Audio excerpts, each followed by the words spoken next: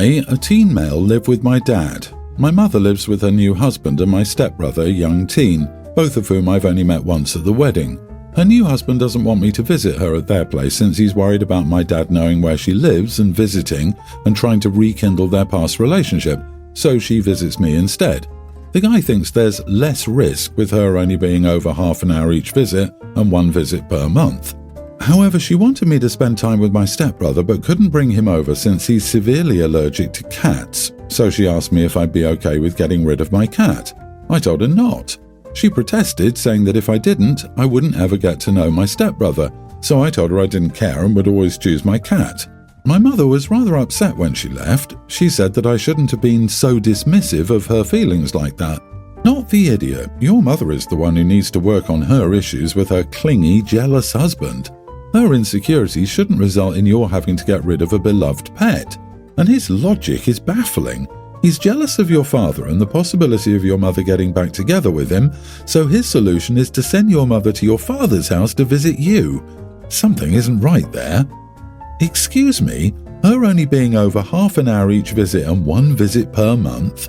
So you see your mum for 6 hours a year and she's expecting you to get rid of your cat so your step-sibling can come with her for what, an hour a year? Or are they planning on offloading him on your family as you're such a good babysitter? Get your dad involved to set some boundaries if he isn't involved already. Your mother is very cruel if she accepts this. OP's mother is a lunatic who cares nothing for her child. She got rid of OP for a new husband, so maybe that's why Mom doesn't understand why OP is attached to a cat and unwilling to get rid of it. It's insane. Honey, I'm curious. Does she think you're dismissing her feelings? What about your feelings? She's being pretty damn dismissive of those, and she's supposed to be the adult here. LOL. The issue isn't that you love your cat, who you spend time with, it's that your mother hasn't made you a priority and is trying to pressure you to dilute further the little time you have together. I'm sorry, your mom is letting you down. Update. Am I the idiot for telling my mother I would always choose my cat over my stepbrother? I called her to talk about this. I asked her if her husband was so worried about my dad knowing where she lived, why couldn't she just pick me up and drive me there? Dad doesn't have to know the address, he doesn't have to take me there. She was stumped for a minute before answering, and it just made things worse. She admitted she made up the jealousy issue to hide why her husband doesn't want me over at their place. The guy has a couple of Patek Philippe watches that he's very protective of and is worried I might see it and not be able to help myself. She visits only half an hour a month, not because her husband only allows that much time, but because she was afraid I'd start asking questions. She thought it would hurt me less if I believed that the issue was adult jealousy than her husband thinking I might steal from him. I asked her if she was even bothered to stand up for me and tell him I would never steal his watches. She was silent.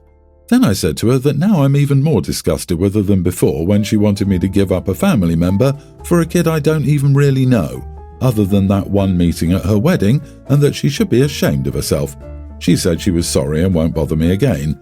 So we're done now. No more seeing each other. No contact from now on. Yeah, wow, dude. Sorry, your mom is bad. She and her husband and kid are really a piece of work. They've never gotten to know you but label you as a future thief. She doesn't fight for you to be a part of her family. She lies to you to manipulate you. That is horrible. Why couldn't his precious watches be kept in a safe if he's so worried? It sounds like a cover for yet another thing. I'm sorry your mom is such a piece of work. The watch thing is possibly a lie too. Her husband may be very controlling and didn't want her to have a relationship with you at all. Half an hour is nothing. Her stepson might not even have a cat allergy either. I wish you and your dad well. You do not need that drama. My sister, young teen, and I, teen female, are not close. She has really bad social skills. She doesn't have any diagnosis like ADHD or autism, but she's never been good with social stuff.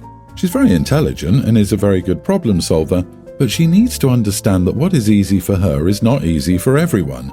She also lacks the social skills to know or realize that complaining about other people's interests, their lack of skills, etc., is not how you make friends or get people to like you. This has been an issue with her since we were in elementary school, and maybe even preschool. She'd win at almost every board game and would ask really bluntly why someone was bad, normally me. She'd tell me how easy it was and I should be winning because I'm older. Our parents always bought board games like that, which suited her way more. I hated playing against her because her attitude after winning wasn't fun or easy to be around, and she was like that with others too. One time our aunt played with us. She's a teacher and my sister basically asked how she could be a teacher when she couldn't win a game against a grammar schooler. I never liked having to spend time with my sister, and I hated playing anything with her even more. She always wanted to spend more time with me, but I avoided that crap as much as I possibly could. Eventually, she started to sit in on me playing video games, and she would try to backseat the game or criticize me for taking so long to finish a puzzle. Or she would literally take the controller out of my hand and do the puzzle for me. She was like that when I had friends over too. Then she'd get upset when it was clear we didn't want her around. I tried telling her it was rude to insult or interrupt others to help without being asked, and to continue when asked to stop. She would say to me it was boring watching someone struggle and everyone should thank her. There are some things she isn't good at, and boy, her reactions are strong, like tantrums. Our parents banned charades because my sister couldn't play them to save her life and would get so mad. She's had friends, but all of them eventually drop her once they grow tired of her complaining about stuff they like, makeup, music, movies, sports, and indirectly calling them dumb. She's lonely now because I never hang out with her. She has no friends, and even our cousins don't want to know her. My parents have been on my case about hanging out with my friends, not including my sister, and how I never make time for her anymore. They said I could and should be helping her way more. The other day I told them it was their job to help her, not mine. They said we're sisters, and yet I act like I don't like her. The truth is, I don't. I don't know if I ever liked her really, but I really don't like her now, and I hate every second I spend with her. I didn't tell my parents this, but saying it was their job to help my sister and not mine really made them angry. Am I the idiot? Not the idiot. It's your parents' job, and honestly, she probably does need screening for autism. However, if she's made it to her teen years without several other people are not as quick as you at X, but that doesn't mean you jump in and or berate them, discussions from your parents, teachers, and other adults, there is probably a limited window left for her to modify her behavior. You've done everything you should be doing as her sister, telling her that her behavior isn't acceptable. Anything beyond that is in your parents' realm of care. Sometimes people need the consequences of their actions spelled out for them, and even if your sister didn't always have this horrible attitude, you're not obligated to include her when hanging out with your friends. This is an issue your parents have created by not addressing her rude behavior properly when she was younger. Now she's in her teens, and I think it won't be easy to correct. She needs therapy. This is classic autistic behavior, and she needs a specialist to help her understand. Your parents are doing her no favors by coddling her. I would let her lose at charades. It's a good way to help her understand how she makes others feel, as she lacks the empathy to understand it intuitively. Trust me, as someone who once was that child, your parents are doing her no favors. I, 23 female, have been dating my boyfriend 25 for a year and a half now. We're very happy together, rarely argue, and are very much in love. For context, I'm a first-generation immigrant from a third-world country living in a European country. My boyfriend, on the other hand, is a native. I study robotics, and he studied linguistics and is currently unemployed. Anyway, on to the issue. I've met his family a handful of times now, and at first they were very welcoming and lovely. I thought they liked me, and then they started making comments like, "Oh, you must be very happy you ended up with a guy like boyfriend," and "You're such a lucky girl to be dating boyfriend." I would smile and say I am very happy, and he is indeed a thoughtful, loving man. This went on for a while until eventually I just blurted out, "Oh well, he's lucky to be with me just as much as I'm lucky to be with him." His mom laughed and said not exactly, and told me that I have to admit the perks of dating a native and how men like him usually don't date girls like me. I found this very offensive and told her I do love her son, but he's unemployed and will probably be for a very long time because of his useless degree. I told her that if someone was lucky, it would be him. Obviously, she got very mad and kicked me out, and I gladly left. My boyfriend wasn't present at that time, but I suspect his mother told him everything, except the part where she was very racist, because he called me and was angry that I'd said he's lucky to be with me and that his degree is useless as if I'm better than him. I pointed out that it's hypocritical of him to say when his family does that to me every day and he never stood up to them. Anyway, now thinking back on it, I think I shouldn't have said that about him, and that my grievance is with his family and not him. So, am I the idiot? Not the idiot. His mother was obviously trying to make you feel less than. Your boyfriend probably agrees with his mother. If he doesn't, he's spineless and doesn't stick up for you. Either way, he's not a good partner. He should have shut that down the first time. It won't get better. The fact that he allows his parents to mistreat you will only get worse if you two have children. OP, your boyfriend and his family all think they're superior to you. You can do much better than all of them, including the boyfriend. I hope you dump him and find someone who is worth your love, someone who will jump to defend you the very second his family steps out of line. Useless degree, huh? Well, at least he knows how you feel now. You are the idiot. You're not great if you can't defend yourself without insulting another person. Seriously, if the first thing you do to defend yourself is to attack your boyfriend, who isn't even present, I'd take a good look at your relationship. It's time to reconsider whether you love him or not. Also, at least now he knows how you really feel about him. I, 29 female, have always been open about not wanting children with people from the first date. I don't want to waste my or their time. I met my fiancé, 32 male, about 2.5 years ago online. We had a lot in common, including not wanting children. He proposed 4 months ago, and a few days ago we were at his parents' house for dinner, and his mother commented about his sister who is pregnant, which led to us talking about having children. When children come up, I usually just change the subject ASAP, but before I could find an opportunity, my fiancé answered that we wouldn't start trying until after the wedding and after we had a house, so we wouldn't have to worry about moving while I was pregnant. I was surprised, but figured maybe he hadn't discussed not wanting children with his family and he just didn't want to talk about it. After, when we were driving home, I made a comment saying maybe we should tell his family now we aren't having children to avoid talking about it down the road, and then he told me he wasn't sure about being child-free. I was shocked and unsure what to say, except to inform him that I was sure and to ask when he started thinking he might want children. He told me he was never sure and now thought he wanted them. I was hurt that he lied to me because when we started dating, I was very clear that I would never want children, and if he wasn't sure, it wouldn't work. We argued, and he basically told me he thought I might change my mind, but he didn't know that I was sterilized at 25. When I was 22, despite using birth control, I got pregnant and ended it.